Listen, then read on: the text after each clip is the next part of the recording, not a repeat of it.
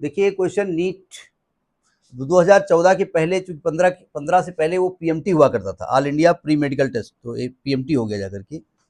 ये आपका पीएमटी में क्वेश्चन पूछा गया था, जरा ध्यान से क्वेश्चन देखिएगा। ये एक डायग्राम दिया गया है, कहते हैं the wire carries the current I has the shape as shown in the adjoining figure, linear part of the wire are long and parallel to axis. ध्यान सुनिएगा, ये एक जरा एक्सिस दिख रहे हैं आपको, अगर एक्सिस दिख रहे हो आपको तो ये एक्स एक्सिस है, ये वाई एक्सिस है, और ये आपकी तरफ जेड एक्सिस है, दिख रहा है ये वाला जेड एक्सिस, ये ऊपर की तरफ जेड एक्सिस है। अब क्योंकि यहां बनाए कैसे, तो ऊपर ये इधर जेड एक्सिस बना दिया गया। डायग्राम समझ में आ गया। तो ये वायर जो है वो जेड एक्स के पैरेलल है, इसमें करंट ऐसे फ्लो हो रही है। ये वायर नीचे की तरफ है, इसमें करंट ऐसे फ्लो हो रही है, और ये सर्कुलर पार्ट है, इसमें करंट ऐसे फ्लो हो रही होगी, यही डायरेक्शन है, ठीक है।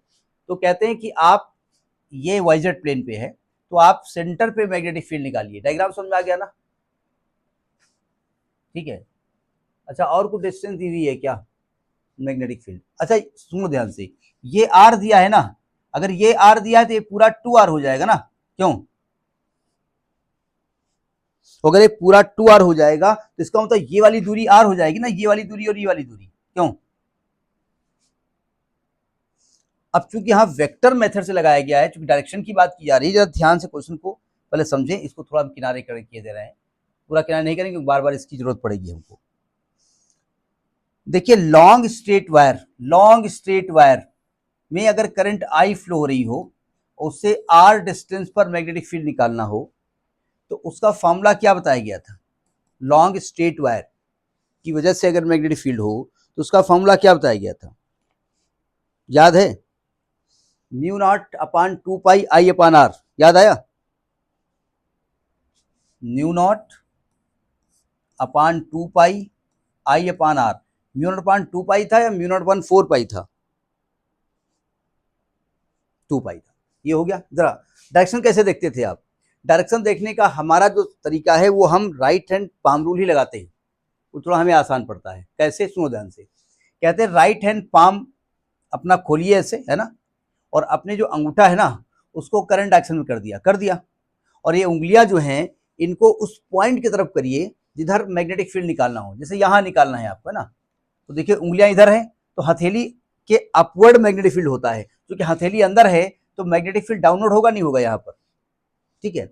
और डाउनवर्ड मैग्नेटिक फील्ड को ऐसे दिखाया जाता है, सही कहा मैंने? नहीं कहा। अगर ये पॉइंट इधर होता और इधर मैग्नेटिक फील्ड चाहिए तो आपका ये अंगूठा होता, ये हथेली होती। अब देखो हथेली आपका बाहर की तरफ है ना, तो मैग्नेटिक फील्ड आउटसाइड होता, तो यहाँ आउटसाइड में ऐसे दिखाया जाता है। तो डायरेक्शन समझ में आ गई, फॉर्मूला समझ में आ गया ना। अब जरा समझिएगा, मैंने इस पूरे फिगर को 3 भागों में बांटा।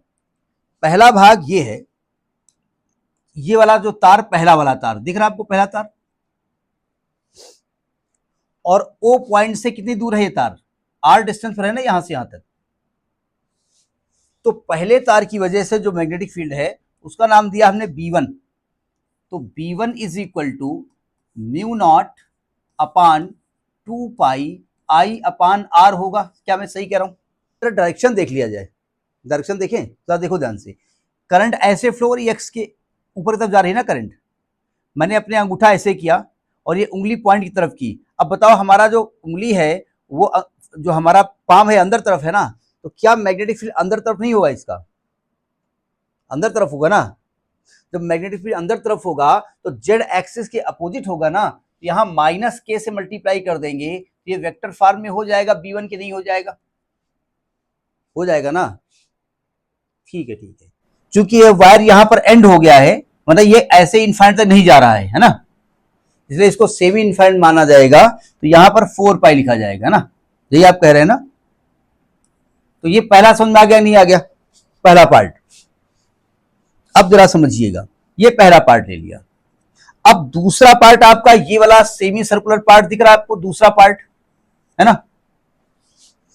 तो दूसरे पार्ट की वजह से जब मैग्नेटिक फील्ड निकालेंगे सेमी सर्कुलर वायर की वजह से B2, तो इसकी वैल्यू क्या होगी जरा बताइए? सर्कल के लिए क्या होता है? Mu not I upon 2r होता है ना, 2r होता है ना सर्कल के लिए, और जब सेमी कर देंगे तो 4r हो जाएगा ना। तो क्या इसकी value mu not I upon 4r हो जाएगा? क्यों? अब जरा इसकी डायरेक्शन देखिएगा, थोड़ा डायरेक्शन अजीब टाइप की उसकी होती है। ठीक है, जरा देखो ध्यान से, इस वायर को देख रहे हैं आप? बहुत ध्यान से समझिएगा। मैं इस डायग्राम को बीच में लेके आने की कोशिश करता हूं। डायग्राम आ गया सामने आपके? अब जरा समझने की कोशिश करिएगा, क्योंकि इस डायग्राम को मैं डिस्कस करूंगा। देखो, ये वायर में करंट ऐसे फ्लो हो रही है, क्यों? और ये एक्स एक्सिस ऐसे सीधे चली जाएगी ना। अब एक्स को तो रब कर दीजिए। अब जरा सुनो ध्यान से, जब वायर में करंट ऐसे फ्लो होगी, और आप तरीका क्या होता है, इस करंट को पकड़िएगा तो ऐसे पकड़ेंगे ना करंट को, ऐसे। ये अंगूठा इधर जा रहा है नीचे की तरफ, ऐसे करंट को पकड़ेंगे। क्यों? थोड़ा और इसको नीचे ले आए, एक मिनट। इस डायग्राम को थोड़ा मैं घुमाना चाहता हूं। घूमेगा नहीं? घूमेगा। घूम गया। जानबूझ के मैं घुमा रहा हूं। देखो, इस वायर में करंट ऐसे फ्लो हो रही है, दिख रही है? अब जरा मेरा अंगूठा देखिएगा। मैं अगर इसको अंगूठे से ऐसे करंट तरफ करूं और इसको पकड़ूं ऐसे, तो मेरी उंगली ऐसे जाके हमारी तरफ ऐसे आ रही है, इधर एक्स की डायरेक्शन में उल्टा ऐसे आ रही है, ऐसे। क्यों? तो घूम जाएगा बाद में, ये भी पूरा सर्कल हो जाएगा, यानी माइनस एक्स एक्सिस डायरेक्शन जाएगा। समझ आई बात? नहीं आई? ठीक है, अब इसको अपनी जगह पे ले जाओ। तो जाओ, तो अपने घर पे जाओ। ठीक है,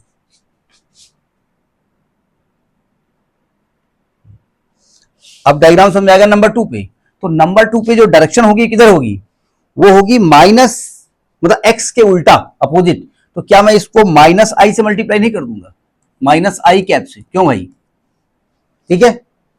अब जरा नंबर 3 देखो, ये वाला वायर देखो, जो 3 नंबर पे गया हुआ है, ये 3 नंबर पे वायर गया है। 3 नंबर पे भी ये सेमी इनफाइनाइट है, मतलब इसका एक एंड फिक्स है और दूसरा एंड इनफाइनाइट तक जा रहा है। तो तीसरे की वजह से मैग्नेटिक फील्ड निकालोगे B3, बहुत ध्यान से समझिएगा। B3 is equal to mu naught upon 4 pi I upon R. जरा इसकी डायरेक्शन देखो, देखो ध्यान से। आपने राइट हैंड के अंगूठे को किया करंट डायरेक्शन में, उंगली किया ओ की तरफ, तो हमारी हथेली परपेंडिकुलर नीचे को जा रहा है ना मैग्नेटिक फील्ड। मैग्नेटिक फील्ड नीचे जा रहा है ना, तो इसमें किससे मल्टीप्लाई करेंगे? माइनस के कैप से। अब यहां तक बात समझ में आ गई? नहीं आ गई? अब आपको नेट मैग्नेटिक फील्ड निकालना है। तो जब नेट मैग्नेटिक फील्ड आप निकालोगे बी, तो क्या फॉर्मूला होगा? ये सब वेक्टर फॉर्म में है। B1 plus B2 plus B3। तो यहां जब रखेंगे वैल्यू, तो आएगा mu naught upon 4 pi I upon R into minus K cap plus mu naught upon 4r, pi नहीं यहां पर है, into minus I cap plus, अच्छा ये चीज सेम आ रही ना, तो नोट कर लीजिए इसको, plus mu naught upon 4 pi into I upon R into minus K cap. यहां तक बात समझ में आ गई? अब आपके प्रूफ में mu naught upon 4 pi R common लिया गया है, तो मैं यही कॉमन ले रहा हूं। मैं mu naught upon 4 pi into I upon R common ले लिया। जरा ध्यान से समझिएगा, minus K cap minus K cap, तो ये माइनस का 2 के कैप हो जाएगा, और माइनस, अब सुनो ध्यान से, यहां से म्यू नॉट कॉमन, यहां से 4 common, R common, I common, I कहां चला गया? आई भी तो आएगा करंट, लेकिन यहां पर देखो पाई नहीं है नीचे, 2 पाई, तो ऊपर पाई से मल्टीप्लाई हो जाएगा, माइनस का पाई आई, माइनस का पाई आई। ठीक, यही फॉर्मूला हो गया। अब चूंकि यहां पर आपका कौन सा पार्ट सही है, देखो कोई मैच कर रहा है। ये क्वेश्चन नंबर 11th,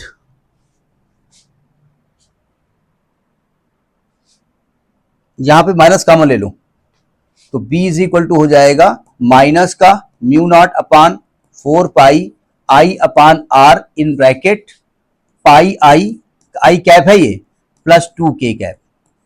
ये आपका आंसर हो गया।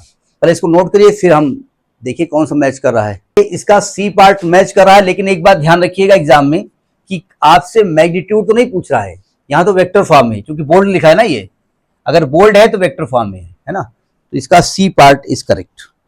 ठीक है, तो ये आपका क्वेश्चन पूछा गया है PMT 2015। ये एक बात ध्यान रखिएगा, मतलब अगर मैग्नीट्यूड होगा तो ए पार्ट भी सही हो जाएगा। नहीं, ए में तो 2k है, एक मिनट रुकिए, 2k है, पाई आई है, ठीक है। ये देखो, ये दोनों पार्ट्स एक जैसे दिख रहे हैं, ठीक है,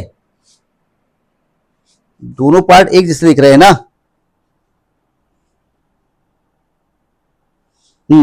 तो कहीं कहीं पे जो इन्होंने, जिस बुक से हम बता रहे हैं, इन्होंने ए पार्ट सही किया है, ये गलत है, क्योंकि माइनस इसमें होना चाहिए, ये पार्ट सही है। अगर मैग्नीट्यूड कहते तब माइनस हटा देते आप, कोई दिक्कत नहीं थी। तो ये पीएमटी 2015 क्वेश्चन नोट कर लिया।